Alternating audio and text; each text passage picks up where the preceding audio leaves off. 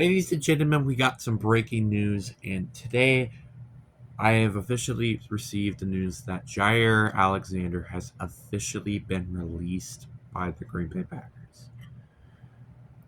But before we get into some insight about it, hi, my name is Phoenix Brenton. If you please can like and subscribe to this video, that would be greatly appreciated. But anyway, enough said. Let's just get into the video and the specific topic. So, this doesn't come to a surprise to me. Like, yeah, there were talks of a restructure, but I'm just like, are they gonna restructure though? Like, I mean, personally, if I'm Jagger, I would just took the restructure and stayed in Green Bay. I mean, like, if I'm happy in Green Bay, I would take the restructure. But if I'm not happy in Green Bay, I wouldn't take the restructure, and I would have just gotten released. So that's his part of things. Now, personally, I'm kind of happy that he's gone. I know this isn't ideal. Like, for example, now I have a big gaping hole at corner. Like, this is our corner room heading into the 2025 season. We have Jawan Boulder as our nickel, I believe, and he used to just play safety, so I don't know how I feel about that. We have Corey Valentine. We have Keyshawn Nixon. Like, you can kind of get it really fast that our secondary is kind of garbage. And, well, we did end up signing Nate Hobbs as well. But how much is Nate Hobbs going to do, you know? Like, unless Nate Hobbs is, like, a massive addition, which I kind of doubt that. I think, absolutely, he's going to be probably the best corner on our team. For sure. It's just, he can stay healthy? That was kind of the biggest problems when he was in Las Vegas, but will that stay the same when he's in Green Bay? That's kind of one of the biggest question marks with this team right now. But we'll just have to again wait and see. Personally, again, I'm kind of happy he's gone, but also not at the same time. The main reason is, again, the depth at corner. Personally, I am not a big fan of Keyshawn Nixon. I have seen him gotten dust over and over and over again, and it's kind of frustrating. And Corey Valentine, I actually like. I like Corey Valentine. I think he's better than Keyshawn Nixon, which is kind of weird that they, I think, are planning to start Keyshawn Nixon over him. Because personally, I just don't really see that. So I am really hoping though. Still, we do try to sign a free agent corner because I think there's still a couple good ones out there that we could, sign a commitment corner job. Because spoiler alert, we just don't have a good cornerback room right now. Like, yeah, I like Nate Hobbs. I think he's a good starting corner, but honestly, I don't think Keyshawn Nixon is a capable starter. And Corey Valentine, at best, I think is a good CB3. He's not great, but he's not bad either. That's what I'm very concerned about. Another thing I'm also just genuinely concerned about is, will this also affect our pass rush? Which I can assume yes to that. Because unless we're seeing breakouts from like Brenton Cox or Rashawn Gary, Lucas Van Ness, Devontae Wyatt,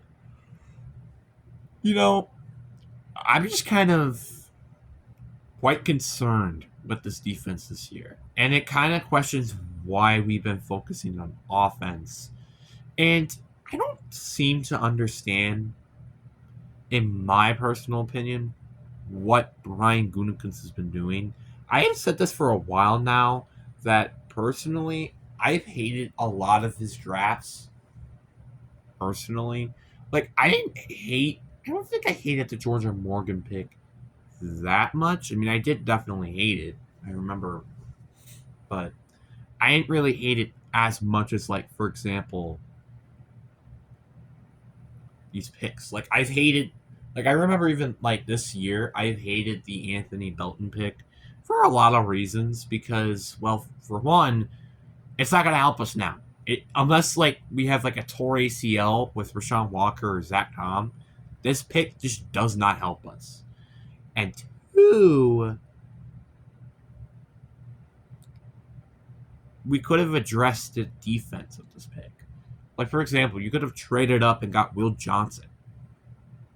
If he is what he is advertised, that would have been a gigantic steal. There were even other good corners available. Heck, there was Mike Green available with this pick. Instead, we went with Anthony Belton. Still question this pick to this day because the only thing I could see this pick is being used for is that we're not signing Rashawn Walker back. If we were signing Rashawn Walker and Zach Tom back, this pick is just a waste. I'm sorry. It's just a waste. Because you're not using a second-round pick for a depth player. You just aren't. Especially with a lot of picks and stuff. But enough said, we're not talking about Anthony Belton here. We're talking about our defense and how concerned I am. Because the reason why I'm super concerned with this defense is mainly just because of the factor that, again, our defensive line is very concerning. Because unless we see a breakout or the rookie that we drafted out of Texas ends up being a really, really good player, this defense I just can't see doing better than when it did last year. I just can't see it happening. The linebacking core is, like, fine. It's just, like, again, I think anywhere except safety and edge, or even D-tackle even, is probably a big hole that we need to address. Corner, I think without a doubt, is one of the biggest needs now heading in after the 2025 season, and as same thing as edge.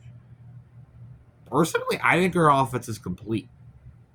I think the offense is really good with a good offensive line. We have a good wide receiving core because someone is going to eventually pan out, right? We have 6 wide receivers, I think, that could start, honestly. We have good tight ends. We have a good running back.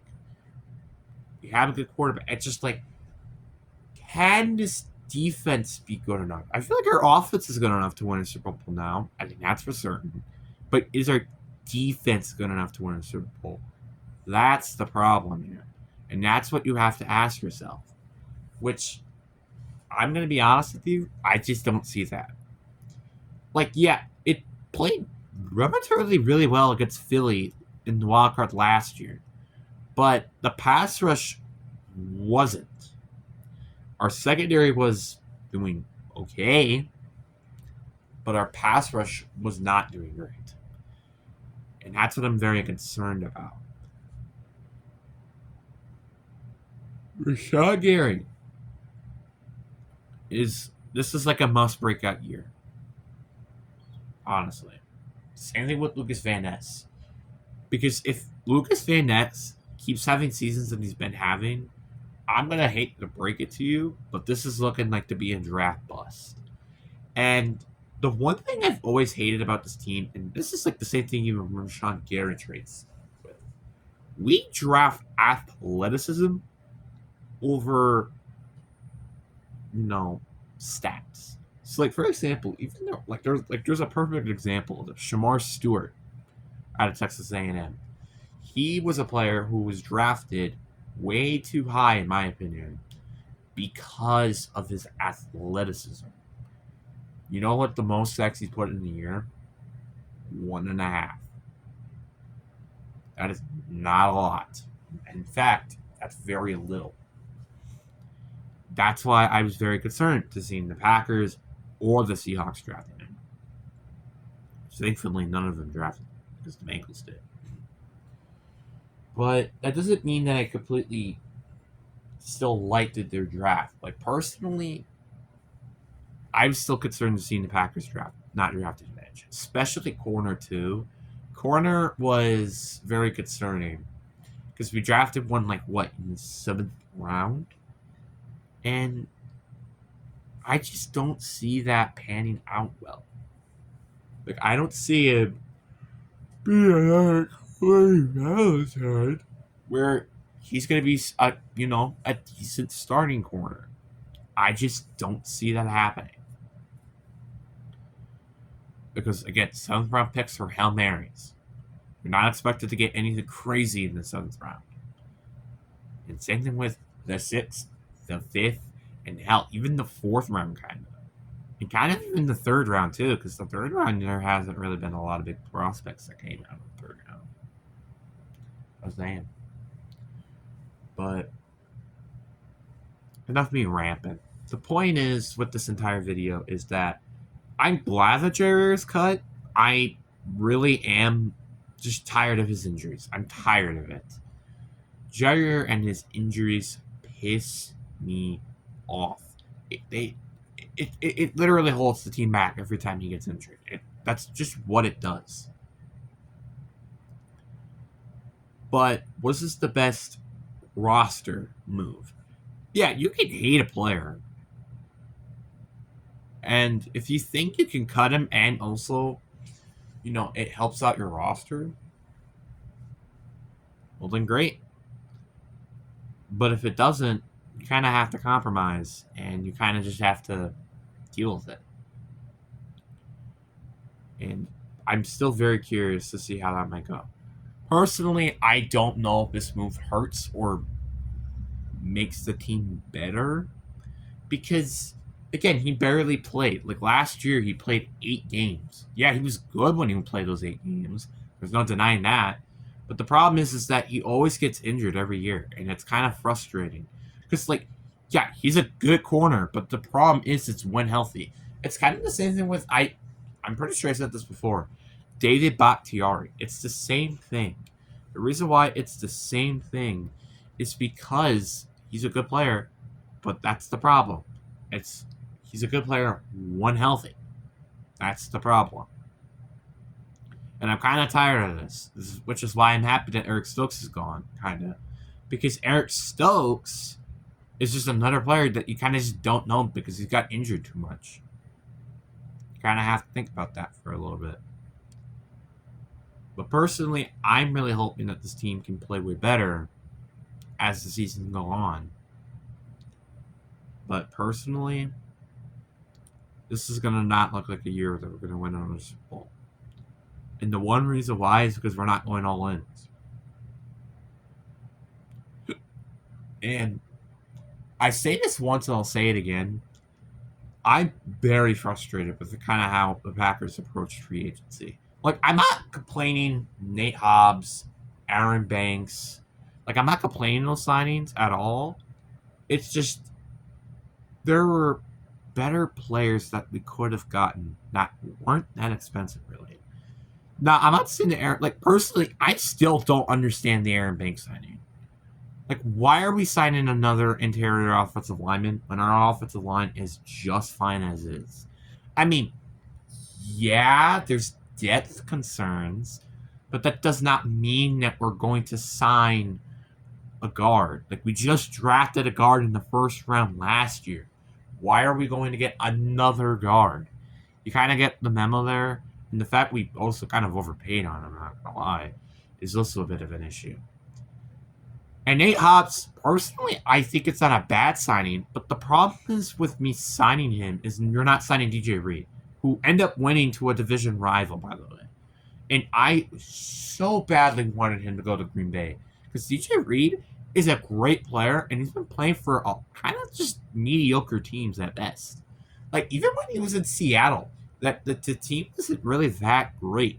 Yet, we eventually... Well, I think the one year he did make it, we did end up winning a playoff game, which I guess we can't say that they're mediocre there. But outside of that, we didn't really do much when he was here. So, you kind of just have to think about that. So that's why I wish we had him, because he really hasn't had an actual Super Bowl contending team ever. Which now he does get that, but just for the Lions instead of the Packers. And same thing with Josh Sweat, for example. Josh Sweat is a very good pass rusher. And you know what this team lacks? Finesse rushers. We're mainly a power rush team. Because Finesse is more a power rush. Sean Gary's more of a power rusher.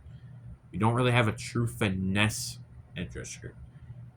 And Josh Sweat, we could have signed, was that. But the problem is now he's in Arizona.